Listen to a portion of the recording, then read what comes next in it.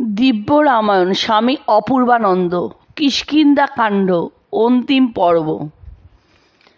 অঙ্গদের খেদোক্তি।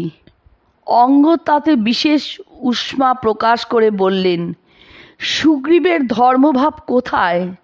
জ্যেষ্ঠ ভাতৃজা ধর্ম তো মাতৃবৎ, অথচ যে ভ্রাতার জীবদ্দশাতেই তাকে ছলে সিংহাসনচ্যুত করে তার প্রিয় পত্নীকে উপভোগ করে, সে যুগুপ্সিত ব্যক্তির ধর্মজ্ঞান কোথায়? আমার পিতা সুগ্রীবকে গহ্বর দ্বারে অপেক্ষা করতে বলে শত্রু দমন করতে গিয়েছিলেন, কিন্তু সুগ্রীব তার বধ কামনায় সেই গুহাদ্বার দৃঢ়ভাবে বন্ধ করে দিয়ে পিতার প্রত্যাবর্তনের পথ চিরতরে রুদ্ধ করে নিজে রাজা হয়ে বসলেন। আমার মাকেও গ্রহণ করেছিলেন।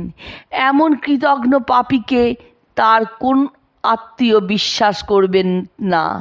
আমি তার শত্রুপুত্র, আমাকে তিনি কদাচ ক্ষমা করবেন না। প্রায়োপবেশনে প্রাণ ত্যাগ করাই আমার পক্ষে শ্রেয়। আপনারা কিষ্কিন্ধায় ফিরে যান। রাম, লক্ষ্মণ, সুগ্রীব ও মাতা রুমাকে আমার প্রণাম দিবেন এবং সন্তান বৎসলা জননী তারাকে আমার প্রণাম জানিয়ে আশ্বস্তা করবেন। এই বলে অঙ্গদ, জাম্ববান প্রভৃতি বৃদ্ধগণকে অভিবাদন করে কাঁদতে কাঁদতে তৃণ বিছিয়ে ভূমিতলে শুয়ে পড়লেন। অঙ্গদের অবস্থা দেখে সৈন্যগণ তাকে ঘিরে দুঃখ প্রকাশ করতে লাগল এবং পূর্বমুখ হয়ে জলস্পর্শ করে প্রায়োপবেশনে বসল। সম্পাতি সংবাদ। পাশের পাহাড়ে জটায়ুর জ্যেষ্ঠ ভ্রাতা বিশাল দেহ বৃদ্ধ সম্পাতি বাস করতেন।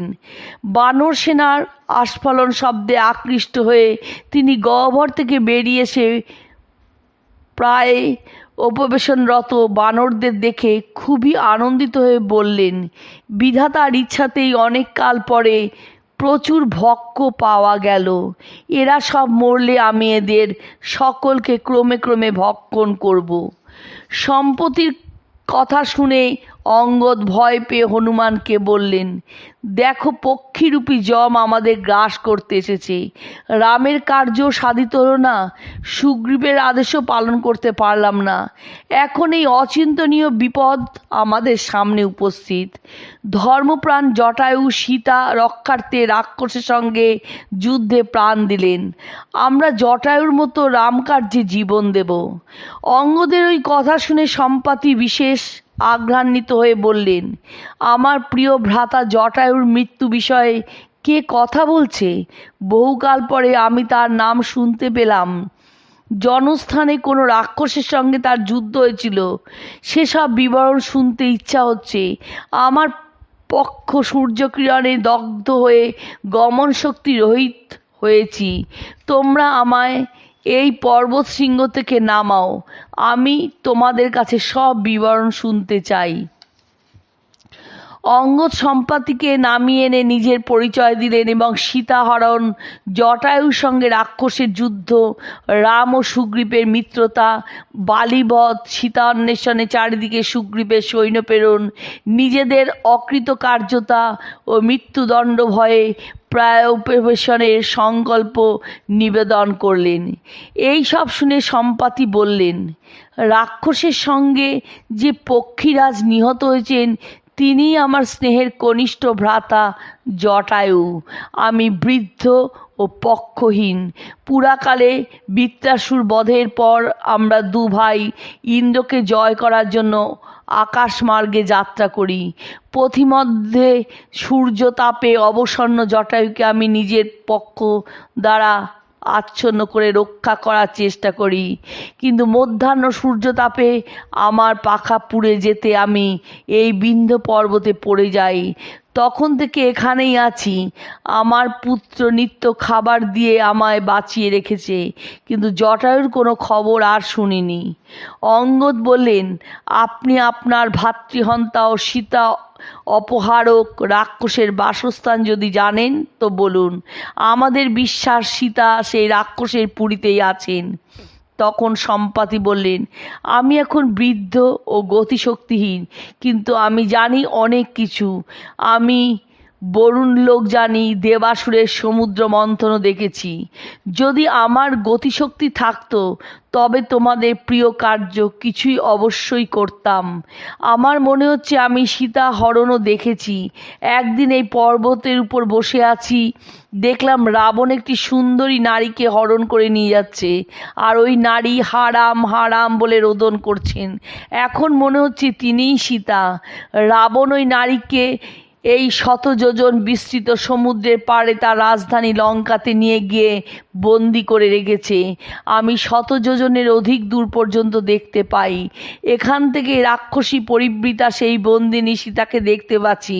তোমরা সমুদ্র অতিক্রম করে লঙ্কায় যাও, সেখানেই সীতার সন্ধান পাবে। এখন তোমরা আমাকে সমুদ্র তীরে নিয়ে চলো, মৃত ভ্রাতার উদ্দেশ্যে তর্পণ করার বড় ইচ্ছা হচ্ছে। সম্পাতির কথায় অঙ্গ তাকে সমুদ্র তীরে নিয়ে গেলেন। তর্পণাদি সমাপন করে ফিরে এসে তিনি তার পূর্ব কথা বললেন।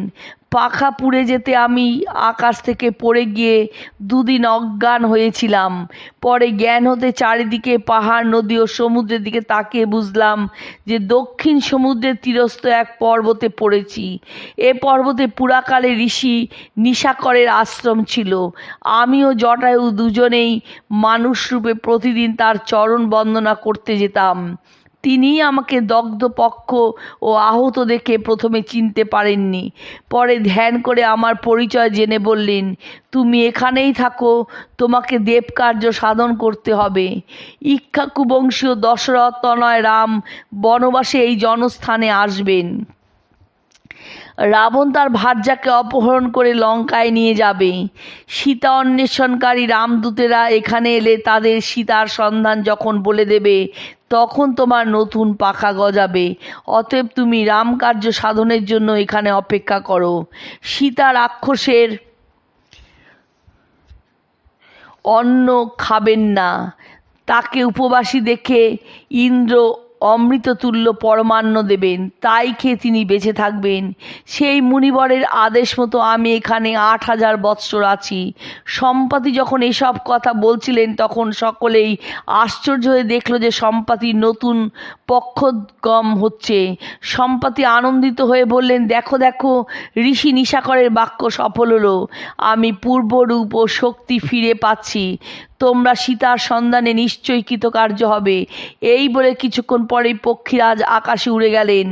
অঙ্গদাদি সকলেই নবীন উৎসাহে সীতার সন্ধানে সমুদ্র তীরে এগিয়ে চললেন।